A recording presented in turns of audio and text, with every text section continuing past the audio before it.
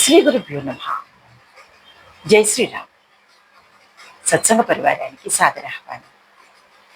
రామాయణము రామ మార్గం అరణ్యకాండ ఎందు సూక్ష్మంగా వేదాంత విశేషాలు. గం గణపతి నమః. వాల్మీకి గిరి సంభూత రమసాగరగామిని పునాది భువనం పుణ్య రామాయణ మహానది శ్లోకసార సమాకీర్ణం సర్గకల్లోల సంకులం కాండగ్రాహ మహామినం వందే రామాయణార్ణవం. వేదవేద్యే పరే పుంసి జాతే దశరథాత్మజే వేద ప్రాచే సదాసీత్ సాక్షాత్ రామాయణాత్మనా. జై శ్రీరామ్. జై శ్రీరామ్.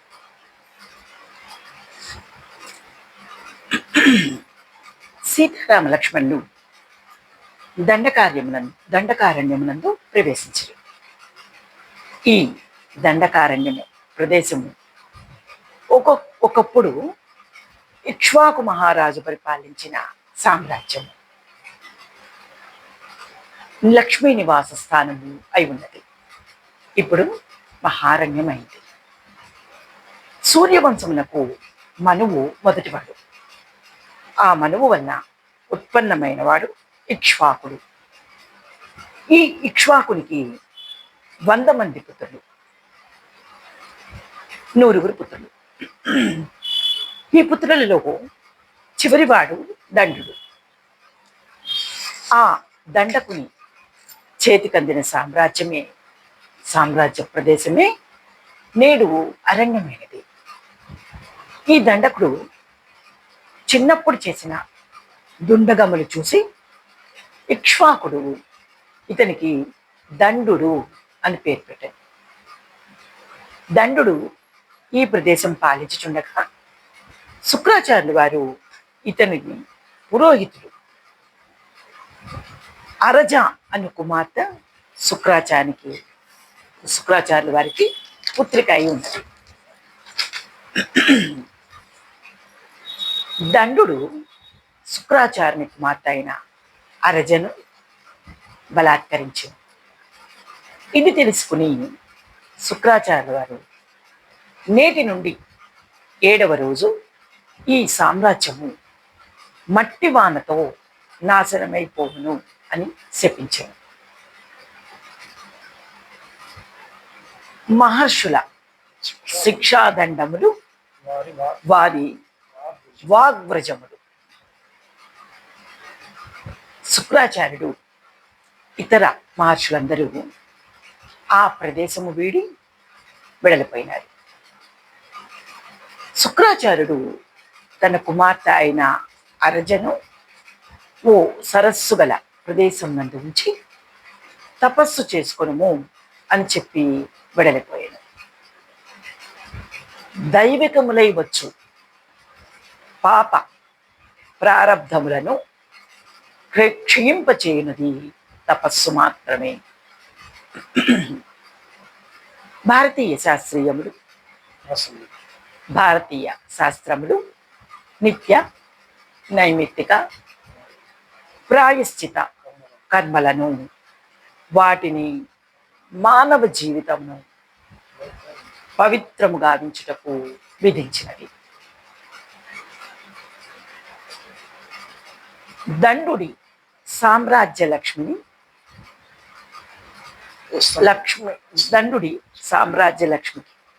అస్తమయ కాలము దాపురించినది. శుక్రాచార్య శాప ఫలితంగా దేవేంద్రుడు 7వ రోజున ధారాపాతములైన మట్టితో కూడిన వానను కురిపించను. ఈ ప్రదేశములో ఉన్న చరాచర జీవులు మొత్తం నశించి మహారణ్యం అయినది. ఈ ప్రదేశమునకు కొంచెం దూరంలో శుక్రాచార్యుని అనుగ్రహం వలన కొంత ప్రదేశం మాత్రము మునులకు ఆశ్రయమై ఉన్నది. మునులకు ఆశ్రయం అవటం వలన జనస్థానమని పేరు వచ్చినది. రాములు వారికి ప్రప్రథమంగా దర్శనమిచ్చినది తాపశాస్త్రం తాపసాశ్రమముచే తాపశాస్త్రములే రాముల వారికి ప్రప్రథముగా దర్శనమిచ్చినవి తాపశాస్త్రములే. అవి తపస్సుచే ప్రకాశించుచున్న మండములు మండలములు. భారతీయ మహర్షుల ఆశ్రమముల చతుర్దశ భువనాత్మకమగు సృష్టి ఖండము లోని విజ్ఞానమునకు నిలయములు. 4 వేదములు, 6 శాస్త్రములు మూర్తి స్వరూపములుగా ధరించి ఆ తాపసులను సేవించుచుండెను. అవి బ్రహ్మ విద్య స్థానములు. భూమండలమును స్వర్గధామం గావించినవి ఆ మహర్షుల పుణ్యపుంజములు. రాముడు తారక రాముడు. మునుల దృష్టి యందు రాముడు మానవ మాత్రుడైన ఓ రాజు మాత్రమే కాదు, రాముడు ఉపనిషత్ ప్రతిపాద్యమగు బ్రహ్మము. ఓంకారంలోని అకార, ఉకార, మకార అర్ధమాత్రలు రామలక్ష్మణ భరత శత్రుఘ్నులని రామోత్తర తాపి ఉపనిషత్ వర్ణించి ఉన్నది. ఓంకారంలో అకార ఉకారములు లక్ష్మణ శత్రుఘ్నులుగా, మకారము భరతుడిగా చెప్పబడినది. ప్రణవంలో చివరిదగు అర్ధమాత్రయే రాముల వారు. కావున కోదండ రాముని ఆ మునులు ఈ దృష్టితోనే చూశారు. దివ్య జ్ఞానోపన్నాసే దివ్య జ్ఞానోపన్నాసేహ అని మునులు వాల్మీకిని వర్ణించారు. మునులు రామునికి నెలపొడుపు నాటి చంద్రుని వలె కనపడను వల్ల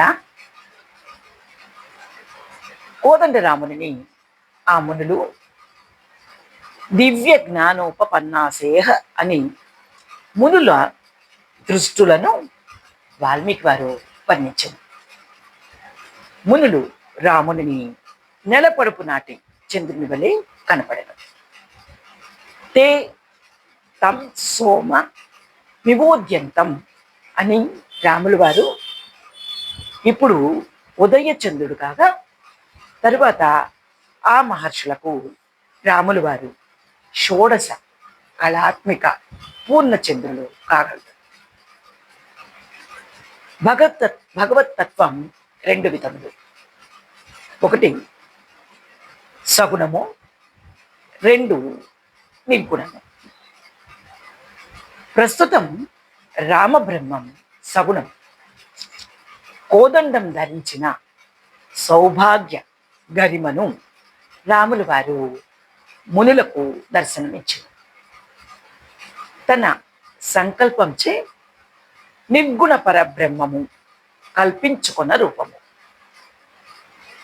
కన్ను ముక్కులు తీరు ముఖమండలంకు శోభ కూర్చగా విశాల వక్షస్థలము, ఆజానుబాహువులు, సింహ మధ్యమము ఆ మూర్తి యొక్క దేహ మధ్య భాగమని ప్రత్యేక సౌందర్యం ఒసగినది. అట్లే ఊరు జాను పదద్వంద్వములను చూపరులకు కనురెప్ప వేయకుండా చూచుచున్నది దివ్య నీలకాంతి గల దేహం. ఇది అపూర్వ సౌందర్యం. ఇది ఏ భగవంతుని చూడదగిన చూపు. రెప్పలు ఆవరణములు. ఆ ఆవరణమును తొలగించుకొని చూడవలెను. విరాధుడు ఒక శాపగ్రస్తుడు. పూర్వము ఇతడు తుంబురుడు అను గంధర్వుడు. కామార్తుడై రంభతో కూడగా కుబేరుని శాపంచే రాక్షసుడైనాడు. ఆ కుబేరుడే రామలక్ష్మణుల చేత శాప విముక్తి కలుగునని చెప్పినాడు. ఇక శరభంగ ముని.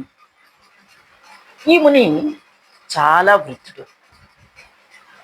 ఈ మునికి ఎప్పుడో బ్రహ్మలోకం నుండి ఆహ్వానం వచ్చినను రామ దర్శనం అయ్యే వరకు వేచి ఉండను.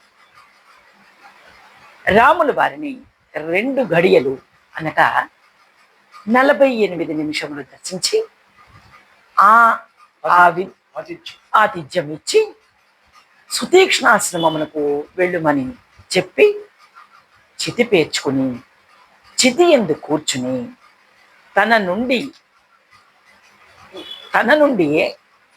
యోగాగ్నిని రగిల్చి స్థూల శరీరమును ఆహుతి గావించి తేజోమయ శరీరంతో బ్రహ్మలోకంకి ఎగిరాడు. బ్రహ్మలోకమున చతుర్ముఖ బ్రహ్మ స్వయంగా శరభంగ మునికి స్వాగతం పలికాడు. ఇక సుతీక్ష్ణ మహర్షి. ఈ మహర్షి కూడా రాముల వారి రాకకై ఎదురు చూచుచున్న యోగి పుంగవుడు. ఈ మునులందరూ రాక్షస సంహారమునకై రాముల వారిని ఎక్కడ నిలపవలెనో ముందుగానే నిర్ణయించి రాముల వారిని ఆ ప్రదేశముకు పంపారు. రాములు వారు ఇట్లు ఋషి మండలములందు చరించుచూ 10 సంవత్సరములు గడిపారు.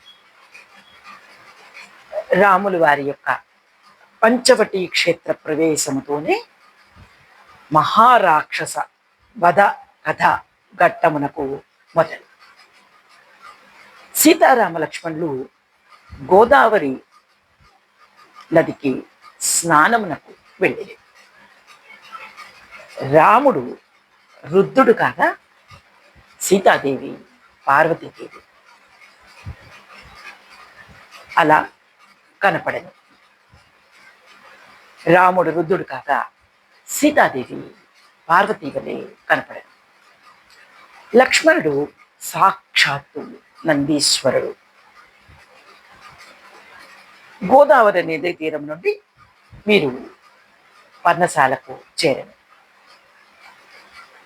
కృతాభిషేకు గిరిరాజపుత్ర్యా రుద్ర సనంది భగవా నివేశ. సాక్షాత్తు నారాయణుడు రుద్రుడై ఏలో వర్ణింపబడిన వైకుంఠవాసి కుటుంబం ఒక్కమారుగా కైలాసవాసి గోదావరి నుండి వచ్చిరని మహర్షి ఏల వర్ణించను. కరదూషణ త్రిశిరసుల సంహారమున రాముల వారు రుద్రుడు కాగా ఆయన వీరపత్ని సీత పర్వతరాజ పుత్రికయై ఆ రుద్రుని లోకోత్తర రౌద్రమును చూడవలసి ఉండను. భక్తాగ్రేసురుడగు లక్ష్మణుడు రామాజ్ఞ పాలింప నందీశ్వరుడు అయ్యాడు. ముగ్గురు మూర్తులలో ఒకరినొకరు తక్కువ ఎక్కువలు చెప్పుట పురాణేతిహాసముల లక్ష్యం కాదు. ఒక్కొక్క కార్య నిర్వాహకత్వము నందు ఒక్కొక్క మూర్తి అయి అఖండ బ్రహ్మ చైతన్యము చరిత్రకు లక్ష్యమవుతుండేది. ఇది ఉపనిషత్ సిద్ధాంతం. ఖరదూషణ త్రిశిరసుల యుద్ధం నందు మహర్షి బృందం దేవతలు రామ పరాక్రమమును చూచుటకై అక్కడ నిలిచిరి. ఆశీస్సులతో అస్త్రములతో రాముల వారికి సహాయం చేసిన వారు క్రింద మహర్షులు, పైన దేవతలు.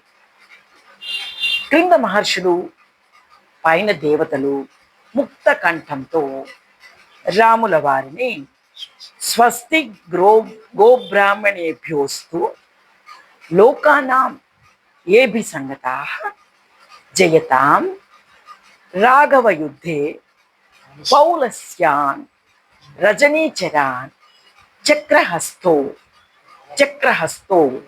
యథా యుద్ధే సర్వ అసుర పుంగవాన్ అని దీవించింది. ఆ యుద్ధమున రాముల వారు ఎందు ప్రవేశించినది రుద్రతేజమని వాల్మీకి అనిది. బభూవ రూపం క్రుద్ధస్య రుద్రస్యేన రుద్రస్యేవ పినాకినః అనిది. మరలా బభూవ రూపం క్రుద్ధస్వ రుద్రసేవ్య పినాకినః అనిది. కరుణతో రాముల వారు చెప్పినవి మాటలు కాదు, శాస్త్ర సిద్ధాంతములు. ఇప్పుడు చేసినవి కర్మ జన్మాంతరమున ఫలమిచ్చినాను, ఈ లోకంలో కూడా ఇచ్చిన. ఇవి రెండు సందేహములు. లోకకంటకుడు ఎంతటి బలవంతుడైనా అతనిని మృత్యువు బలిగొనక తప్పదని ఉద్వేజనీయో భూతానాం నృశంసః పాపకర్మకృత త్రయాణామపి లోకానాం ఈశ్వరోపి నతిష్టతి. అనగా ఎవరు లోకకంటకుడై ఘాతుక కృత్యములకు పాల్పడునో అతడు మూడు లోకముల్లో ప్రభు అయ్యును జీవింపజాలడు. యుద్ధము పూర్తి అయిన తర్వాత సీతాదేవి రాముల వారిని ఆలింగనం చేసుకుంది.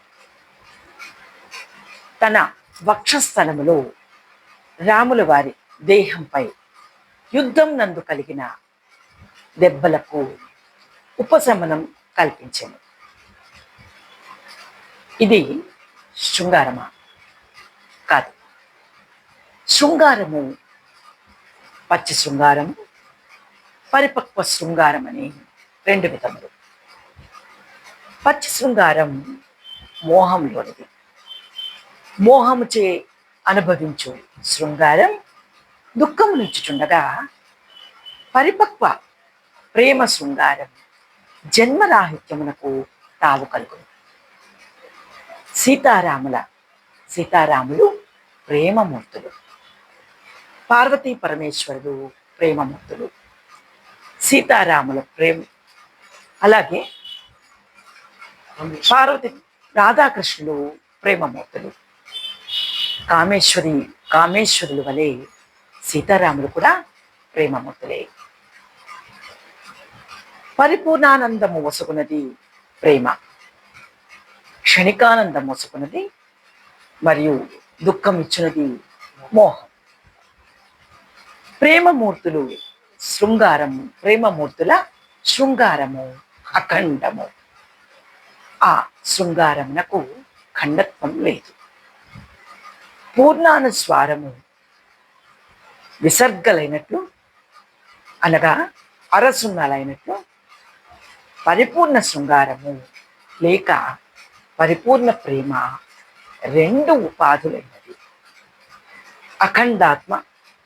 ఖండాత్మ యగు జీవునకు ఆశ్రయమై ఉన్నది. ఖండాత్మ యగు జీవునకు ఆశ్రయమై ఉన్నది. స్త్రీత్వము ఖండాత్మయగు జీవుడు కాగా, పూర్ణాత్మ పురుష ఉపాధితో జీవునకు ఆశ్రయమైనది. రాముల వారు పూర్ణానంద విగ్రహం. సీత జీవుడు లేక మాతృమూర్తి. వీరిని పవిత్ర ప్రేమామృత స్వరూపముగా దర్శించిన వారు మహర్షులు. పరబ్రహ్మము నందు రసస్వరూపము, పరబ్రహ్మము రసస్వరూపం. సోవై రసః అని శృతి. కామేశ్వర ప్రేమరత్న మణి ప్రతి ప్రణస్తని అని లలితా సహస్రం. ఆ పరమేశ్వరి ఉచద్వంద్వం ప్రణవ ఓంకారం. శ్రుత్వా శ్రీరామ విజయం పాపబంధాత్ ప్రముచ్యతే తథైవ శృంఖలాబంధాత్ రుణబంధా విముచ్యతే. శ్రుత్వా పుష్పవతి నారీతనయం వంశవర్ధనం లభతే రాఘవేంద్రస్య ప్రసాదాత్ కీర్తివర్ధనం. కరదూషణాదులను వధించిన శ్రీరామ విజయమును వినుటచే పాపము తొలగును, కారాగృహ బంధ విముక్తులగును, రుణ విముక్తులగును. రజస్వల అయిన 5వ రోజు నుండి ఈ కథాశ్రవణం చేసిన స్త్రీకి రామానుగ్రహం చే సంతతి సత్సంతానం కలుగును. మారీచుడు బంగారు రేడి వలె మారినప్పుడు రాములు వారు సీతతోడు ఇది చంద్రమండములోని మృగము వంటిదని తెలిపారు. ఇది తెలిసిన రాములు వారు మాయాలేడి వెంట ఎందుకు వెళ్ళిరి? దేశ కాలజ్ఞుడగు రాముని అగ్నుడన వలన లేక సర్వజ్ఞుడై భావి కాలమును గుర్తు ఎరిగి మృగం వెంట రాములు వారు వెళ్ళిన ఎట్టి ప్రజ్ఞావంతులైన కొన్ని సమయములందు మంద ప్రజ్ఞులు అగుదనని మానవులకు చాటి చెప్పడానికి ఆదర్శమూర్తి వెళ్ళిన రాములు వారు ఆదర్శమూర్తిగానే అవతరించారు. చంద్రమండలంలోని మృగమును, భూమండలములోని ఈ మృగమును దివ్య మృగములని నిర్ణయించిన రాములు వారు అగ్నుడగున మృగలాంఛనుడు చంద్రుడు. చంద్రమండలంలోని మృగము ఎట్లు చిహ్నమో అట్లే ఇది నామమాత్ర మృగమని అట్లే నామమాత్ర మృగమని నిర్ణయించిన రాములు వారు ఎట్లు అగ్నుడు మత్యత్వ ప్రకటన అనగా నేను సాధారణ మనిషిని అని చూపుతూ ప్రాధాన్యత ఇచ్చుచు తన సర్వజ్ఞత్వమును అవసరమైన చోట వ్యంగ్యంగా చూపు. ఇది రామావతార రహస్యం. సీతాదేవి మాయారామ ఆర్తనాద విషయంలో తీవ్రంగా భయపడి లక్ష్మణుని నింద చేస్తుంది. పతిపై తీవ్ర ప్రేమ ఉన్న స్త్రీల పతివ్రత లక్షణముచే సీతాదేవి ఇట్లు మాట్లాడినది. జటాయువు మరణానంతరం రాములు వారు ఇలా అంటే, ఓ లక్ష్మణ, ధర్మమూర్తులకు సాధువులు మానవ మాత్రుల యందే ఉండునని నియమం లేదు. తిర్యక్ జంతువులు అందున కూడా కలరు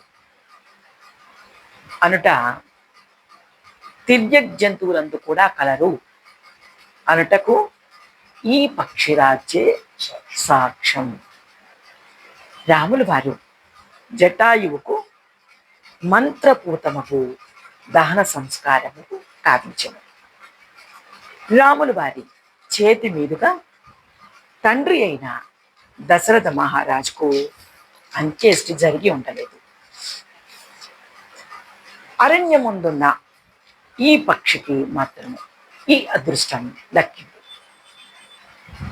రాములు వారు జటాయువును చితి మీద ఉంచి ఇలా అంటారు, యా గతిర్యజ్ఞశీలానా ఆహితాగ్నేశ యాగతి అపరావర్తిన యాచ యాచ భూమి ప్రదాయనం మయాత్వం సమనుజ్ఞాతో గచ్చ లోకాననుత్తమాన్ రుద్రరాజ మహాసత్వ సంస్కృతస్య మయా వ్రజ.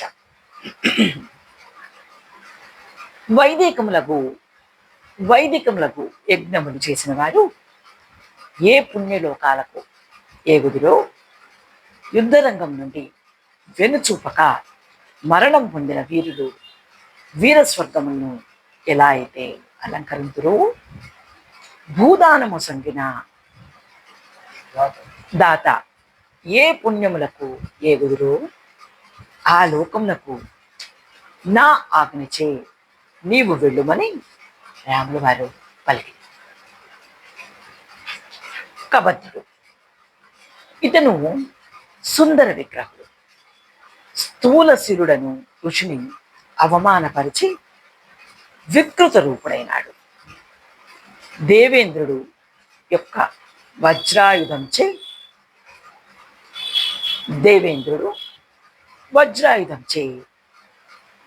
అతని శిరస్సును ఖండించి ఆ శిరస్సును అతని ఉదర భాగమందు తోసినాడు.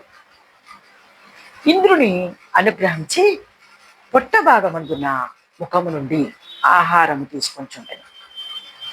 రామలక్ష్మణులు అతని చేతులు నరికివేసి అతని కోరికపై దహనం చేసి, కబంధుడు దివ్య దేహంతో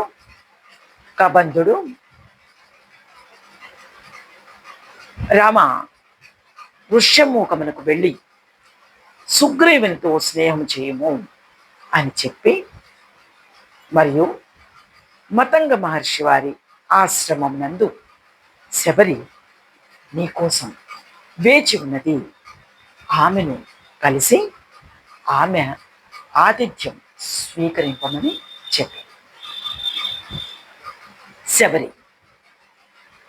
ఈ శబరి మతంగముని ఆశ్రమంకు చెందినది. ఈమె ఋషుల వంశమునకు చెందినది కాదు. మహనీయులకు సేవలు నచ్చి పుణ్యశ్రీ అయినది. వేదాంగములను చదివి ఉండలేదు. బ్రహ్మణ్యులైన మతంగ మహర్షి పాదములను ఆశ్రయించి కామ క్రోధాదులను జయించి గురు కటాక్ష పాత్రురాలై రామలక్ష్మణులకు ఫలములు ఇచ్చి పుణ్యలోకములకు వెళ్ళిన ఆటవిక స్త్రీ. రామ, నా గురువులు మతంగ మహర్షి ఆరపెట్టిన వస్త్రములు చూడుము అని ఆయన దివ్య తపస్సు ప్రభావముచే వెలుగులు నందుచు ఉన్న వస్త్రములను చూపెను. అవి చూడుము అని శబరి రామాజ్ఞ తీసుకుని యోగాగ్నితో అగ్నిలో ప్రవేశించినది. మళ్ళా శబరి రాముల వారితో పలికిన మాటలు, రామ, నా గురువులు మతంగ మహర్షి ఆరపెట్టిన వస్త్రములు చూడుము అని ఆయన దివ్య తపస్సు ప్రభావంచే వెలుగొందుచున్నవి అని శబరి రామాగ్నిని తీసుకుని యోగాగ్నితో అగ్నిలో ప్రవేశించింది. మహర్షులు వెళ్ళిన దివ్యలోకములకు వెళ్ళినది. ఇక్కడ శబరి ఆటవిక స్త్రీ, ఏ వేదములు చదివి ఉండలేదు.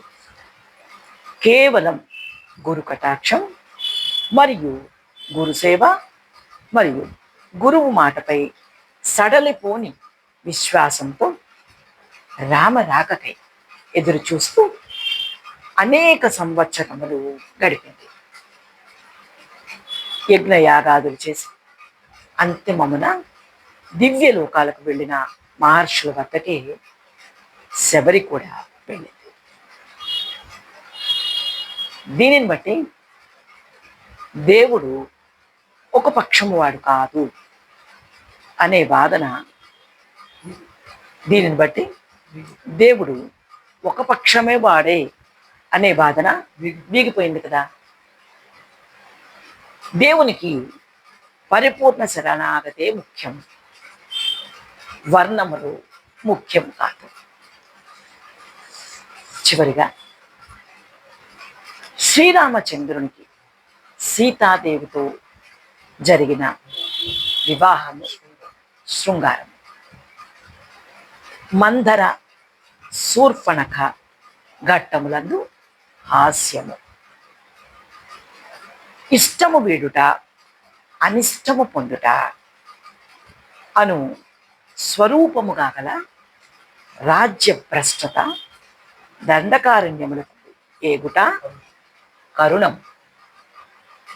రావణాదులు ఎందు రౌద్రము, లక్ష్మణాదులు ఎందు వీరము, కుంభకర్ణుడు అతికాయుడు మొదలగు వారి పట్ల భయానకము, కబంధుడు విరాధుడు మొదలైన వారి పట్ల భీభత్సము.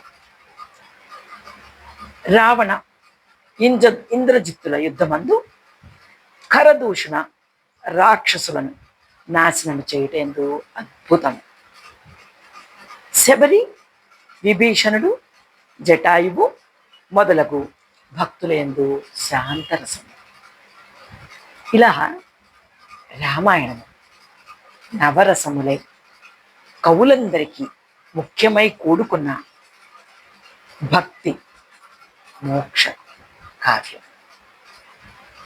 శ్రీరామచంద్రుడే సర్వోత్తమ నాయకుడు. ఈ అరణ్యకాండము గీతాశాస్త్రంలోని భక్తి యోగ సారమే. జై శ్రీరామ్. మంగళం కోసలేంద్రాయ మహనీయ గుణాబ్ధయే చక్రవర్తి తనూజాయ సార్వభౌమాయ మంగళం. వేద వేదాంత వేద్యాయ మేకశ్యామలమూర్తయే పుంసాం మోహన రూపాయ పుణ్యశ్లోకాయ మంగళం.